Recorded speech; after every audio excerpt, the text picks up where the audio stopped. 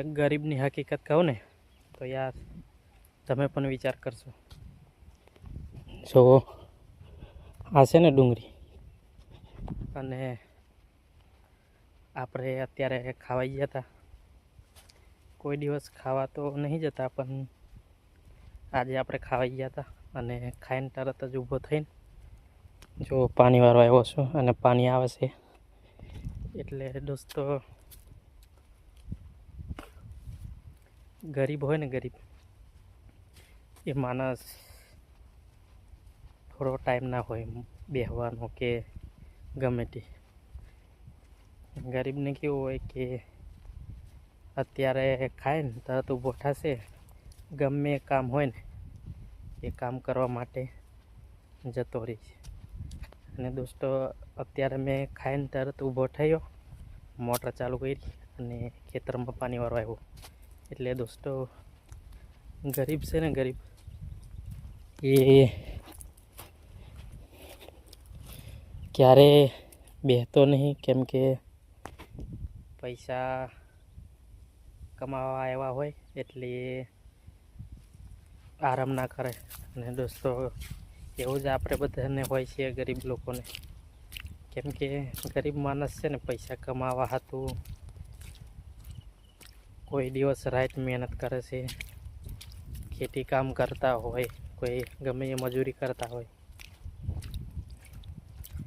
આપણે પણ યાર ભાગ રાખીએ છીએ અને એમાં રડીએ છીએ, બીજું હું. એટલે જો દોસ્તો, આપણી આ ડુંગળી છે, આવી થઈ છે, અને બીજી આ ડુંગળી છે, અને આ ડુંગળી છે.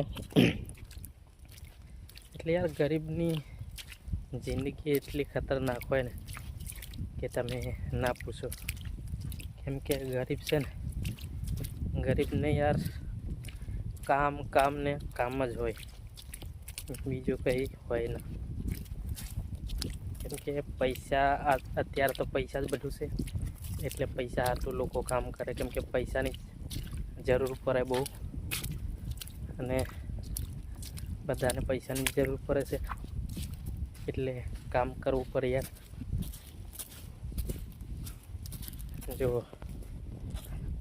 છે ને આ ડુંગળી, અને આપણો પાવરો છે અહીં, અને આ જો ધાના આ જો છે ને, એટલે આપણે પાવરો લઈએ, ખભે મૂકીને પાછા પાણી આવે, તૂટી ગયું છે ને, એટલે આપણે હવે બાંધવું પડશે. અને ઘડીક બેસી લઈએ અને તમને એક વાત સંભળાવું. તો દોસ્તો, આપણે પેટમાં ખાવાનું પચે કે ના પચે, પણ કામ કરવું પડે, બરાબર. અને બીજું તો હું કહું દોસ્તો, આપણે મજૂરી કરવા માટે ગમે તે કરવું પડે, આપણા પેટ માટે કામ કરવું પડે છે.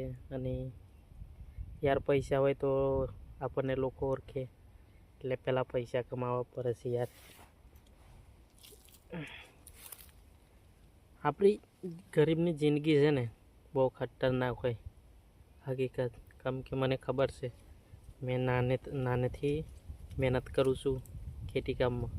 એટલે મને ખબર છે કે આપણે સામનો કેવો કરવો પડે છે યાર.